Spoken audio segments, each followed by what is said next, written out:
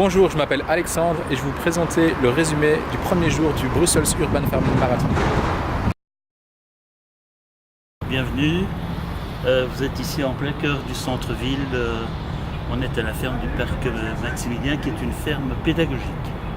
Je m'appelle Yves Auter, je suis le directeur et on dirige à peu près une équipe d'une douzaine d'employés.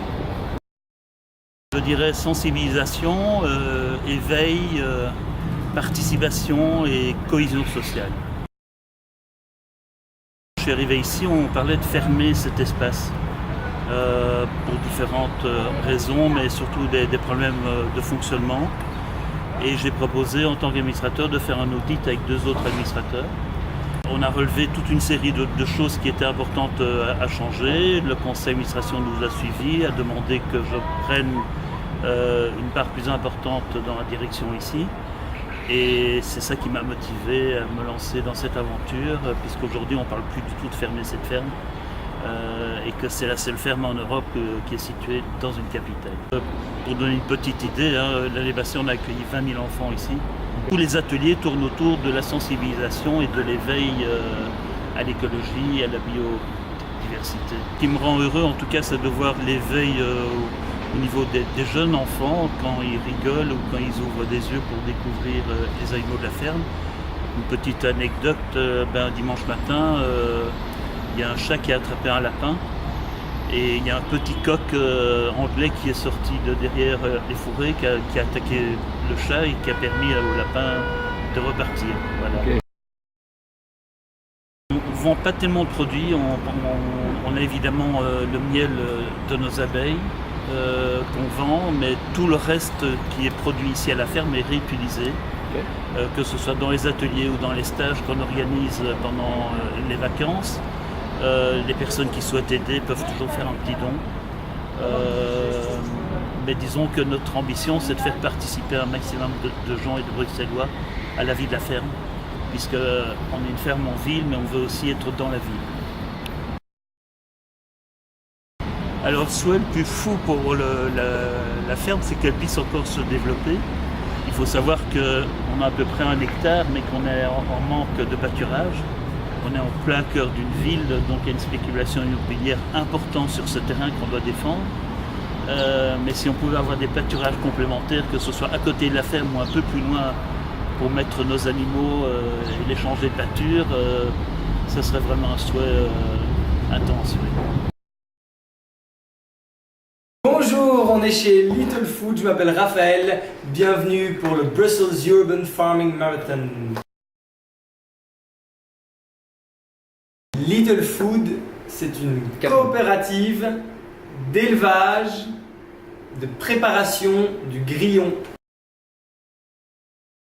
Oui, j'ai envie de vous raconter la dernière fois que j'ai reçu des résultats d'analyse nutritionnelle et que je me suis rendu compte que je faisais ce projet pour des raisons écologiques et originales, mais qu'en fait, c'est dingue d'un point de vue nutritionnel tout ce qu'on trouve dans le grillon.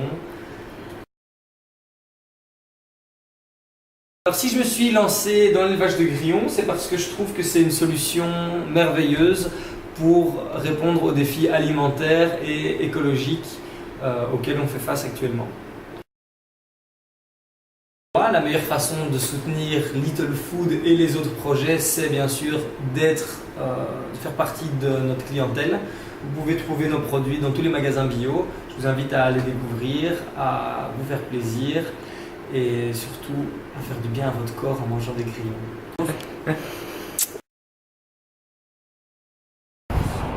Bonjour, c'est Julien de Permafungi et vous êtes dans le Brussels Urban Farming Marathon. Économie circulaire, finalité sociale, agriculture urbaine, durabilité. Intéressant dans Permafungi, c'est cette possibilité de voir les choses bouger à son échelle et avoir le sentiment que à notre petite échelle, on a un impact sur ce qu'on fait. Oui, la meilleure façon de soutenir Permafungi, c'est clairement de croire en ce que le projet fait, c'est-à-dire acheter des champignons qui sont locaux, durables, qui sont de nous. Donc c'est ça qui nous permet directement de vivre. Même chose avec nos chicons. nos formations si on est intéressé par en savoir plus, ou les kits, mais c'est le moyen le plus direct. Et après, plus globalement, c'est toujours sympa d'avoir des gens qui croient dans le projet, qui nous soutiennent, qui envoient des mails. Tout ça est chouette aussi, évidemment. Alors, pour moi, la définition simple, c'est simplement de pouvoir cultiver quelque chose dans la ville. Mais plus globalement, je pense qu'on est tous conscients qu'on arrive à la fin d'une certaine façon de penser, de certaines solutions simples, notamment le fait qu'on passe de la linéarité à la circularité. Et donc, c'est d'arriver à trouver toujours des nouvelles solutions. On va rencontrer tous les jours de nouveaux problèmes et c'est trouver des solutions un petit peu différentes. Bonjour, moi c'est Christophe de Houblon Bruxelles et nous sommes dans Brussels Urban Farming Marathon. Houblon, local, propre et bon. Déjà c'est le chemin, là il y a plein de gens qui passent tout le temps et rien que voir l'intérêt que ça suscite. Et bon, c'est un peu un désavantage par rapport au temps que je passe sur le champ et au temps que je réponds aux questions. Mais franchement, il y a un intérêt dingue par rapport au projet ici. Pour acheter les produits, c'est principalement sur Jet. Ici on est sur un terrain à Jet et tout se fait un peu par ici. Et c'est vrai que dès que je passe de l'autre côté du canal, pour moi c'est déjà de l'export, hein, c'est déjà loin. Donc il y a quelques magasins ici, je peux les citer ou pas? Oui. Donc il y a chez Belgopop, chez Fermentings. Il y a la Guinguette qui vend aussi, la Guinguette au parc Roi-Baudouin, c'est plus loin, c'est sur le même chemin. Donc on trouve mes bières là, puisque c'est du houblon brassicole, donc forcément je fais de la bière. Et voilà, sinon chez moi, en un peu plus grande quantité, via Houblon Bruxelles.